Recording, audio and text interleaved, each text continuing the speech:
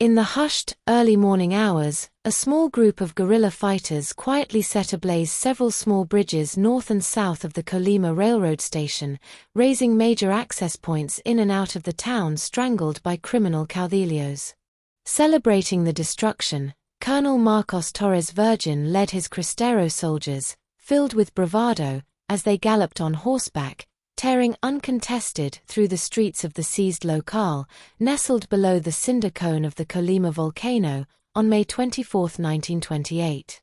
3 days later, Torres and his men, all part of the Liberation Movement's war contingent, continued to leave behind a trail of retribution, as they smashed 2 of the Mexican regime's forces, one from San Geronimo, the other from Colima. Even backup troops dispatched from the Chiapa hacienda were defeated and forced to retreat, after an abortive attempt to rescue their humiliated comrades. Enraged and exasperated, Laureano Cervantes Vázquez, the recently elected governor of the Mexican state of Colima, sought revenge for having his regular soldiers in the standing army demoralized by undisciplined, untrained irregular fighters. Fed up, Cervantes dispatched several men, who burst into the home of Rosalia Torres Virgen, on the Feast of Corpus Christi, Thursday, June 7, 1928. "Are you Marcos Torres' sister?" one of them demanded of Rosalia, whose teenage daughter, Zenaida Llerenas Torres, stood next to her. "Yes, I am Rosalia, the widow of Llerenas, here to serve God and you. What can I do for you, and why have you raided my house shouting and pointing your rifles?" "Nothing can be resolved with us," they replied. "You'll have to answer to the chief for some accusations against you. So get going, and your daughter too." Taken into custody and transported, the 2 devout Catholics were escorted into a jail ward filled with the dregs of society, violent felony offenders and low-level criminals, such as prostitutes. Locked up in a narrow, cramped, dirty and dank cell, the 2 women comforted one another, but were soon separated.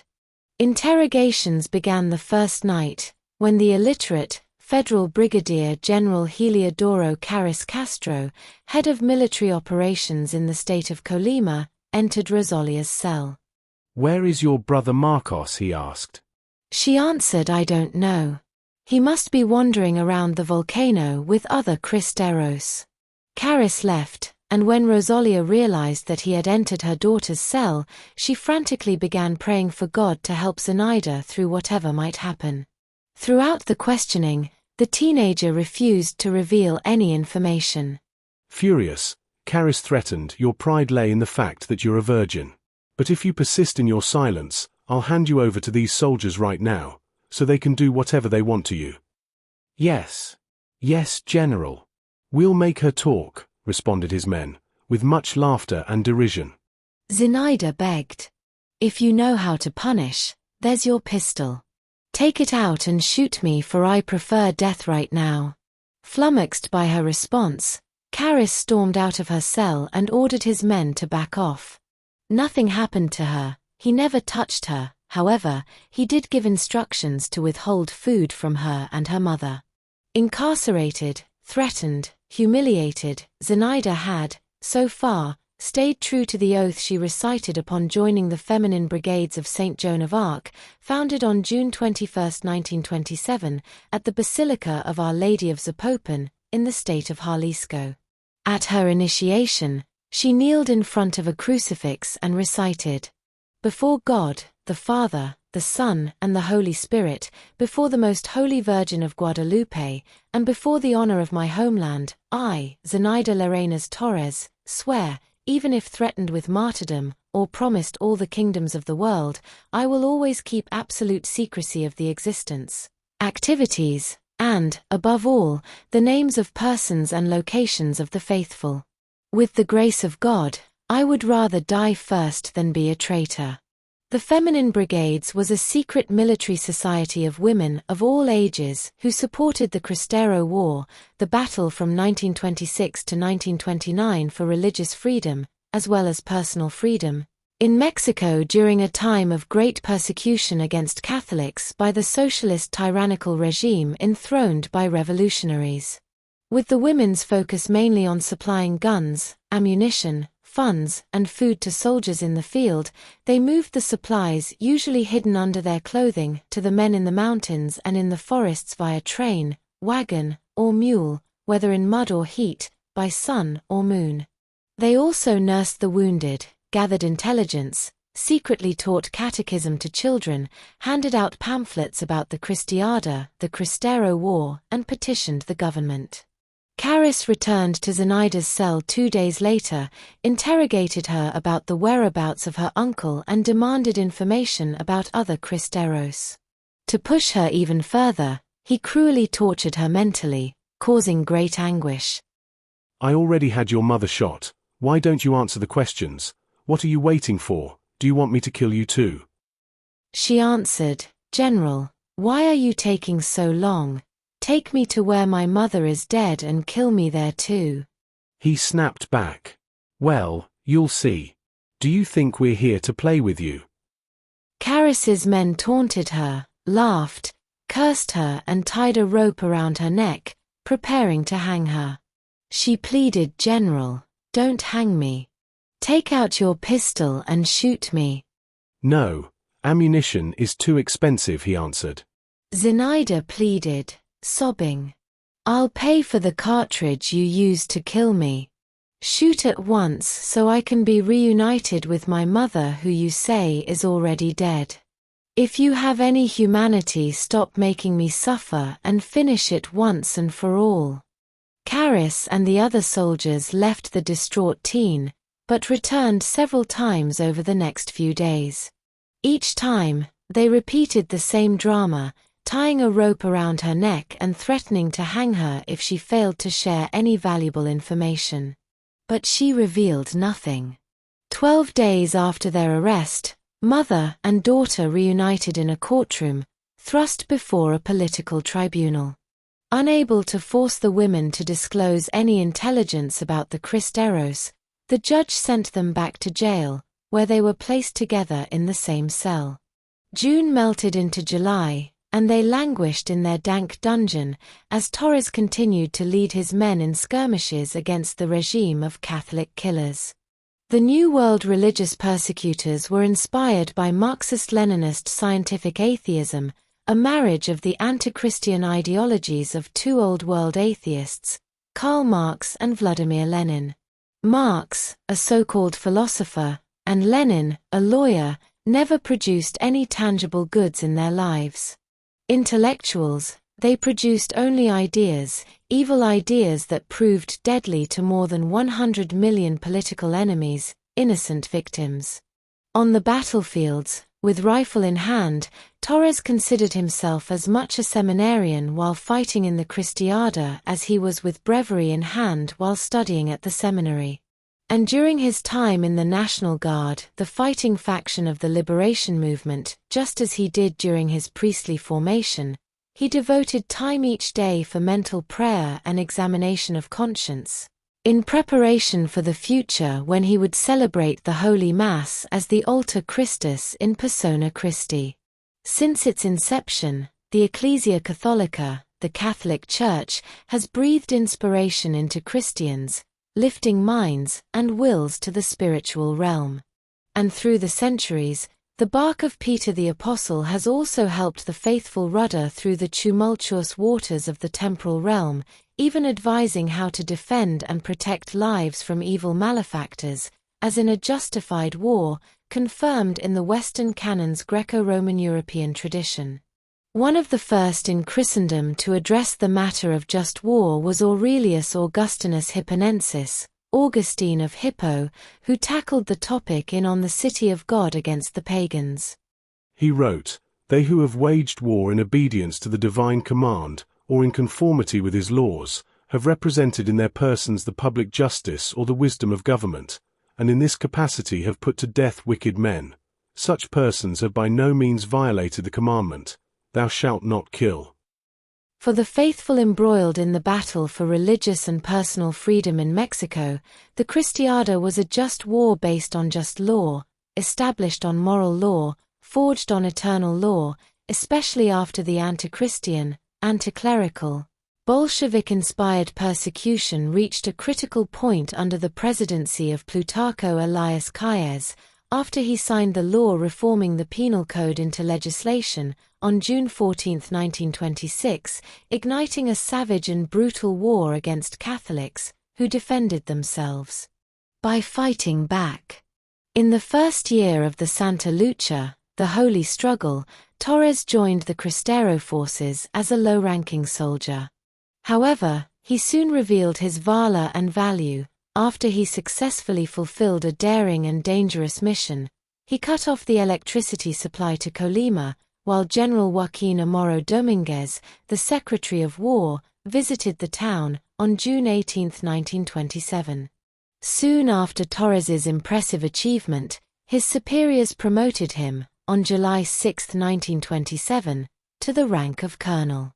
He assumed the leadership position of the Pahuamo sector and soon led his men in a victorious battle on July 14, at the Chiapa Hacienda, near where he grew up, in which the enemy was routed. And in their desperate flight to escape death, they left behind prized possessions, invaluable horses and weapons of war. Over the next year, Torres proved himself an important asset to the Cristeros, headquartered in the hills of the Transvolcanic Belt, below the Colima Volcano and Nevado de Colima, open vents in the Earth's crust about 15 miles north of the town of Colima. With his sister and niece imprisoned, Torres and his men camped in the outskirts of Colima, from where he led several attacks on the town and elsewhere, including Tuxpan, Jalisco, where they set fire to a bridge and fatally shot several caístas, adherents of Calles, aboard a train on July 16, 1928. Over the next few weeks, they engaged in more bloody confrontations with their ideological foes, a tough battle near the town of San Jerónimo, on July 25. Heavy combat near Coquematlan, on August 2. A skirmish in Huerta de las Haciendas, on August 4. Around mid-August, Torres and his soldiers bivouacked about 5 miles from the town of Colima with the intention of returning to the region's headquarters, situated in the hills of the volcano, to attend Mass on August 15, the feast of the Assumption of the Blessed Virgin Mary. Afterward, they planned to pilgrimage to Sierra del Tigre, in Jalisco, to celebrate, on August 30, the silver episcopal anniversary of the Most Reverend José Amador Velasco y Pina, the elderly bishop of Colima. But first, they needed to make a short stopover at the Santa Barbara Hacienda, about 3 miles north of Colima. A generous benefactor had promised to make a much-needed donation of 200 pesos to help the Cristero cause. Wanting to get an early start, Torres, accompanied by his men, arrived at the hacienda at dawn, on August 14, 1928. However, the intermediary balked and refused to hand over the contribution. Instead, he requested that the colonel return later, alone, because the shy donor did not want the money to be given in front of all the soldiers. Too trusting, Torres led his men to a distant part of the hacienda, which was on the way back to headquarters. He returned about an hour later with his assistant, José Plasencia, a young, pious man from Colima, who stood guard at the front entrance door, while Torres entered the building. Escorted into a side room, he was asked to sign a receipt for the money. Without a desk or table, he walked over to a wall, on which he pressed the piece of paper. With his back to the door, he started to write his signature. "Now!" shouted the traitor.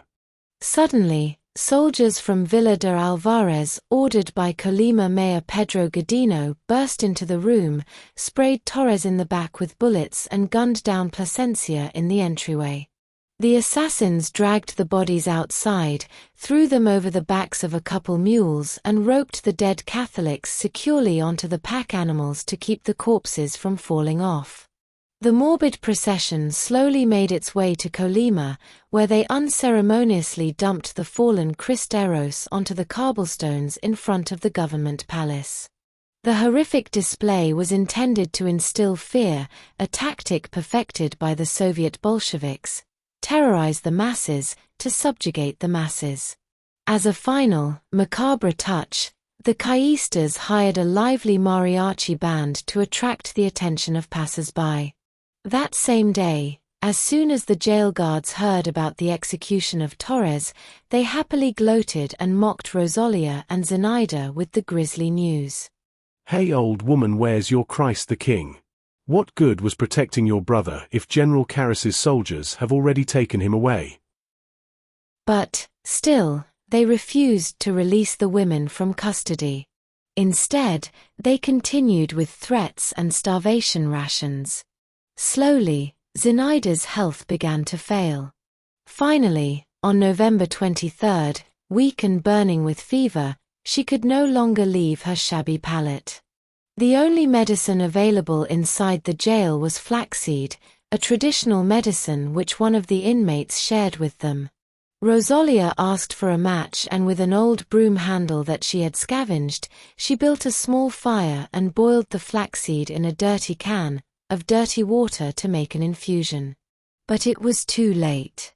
That night, Zenaida vomited violently, and over the next few days her physical condition declined rapidly.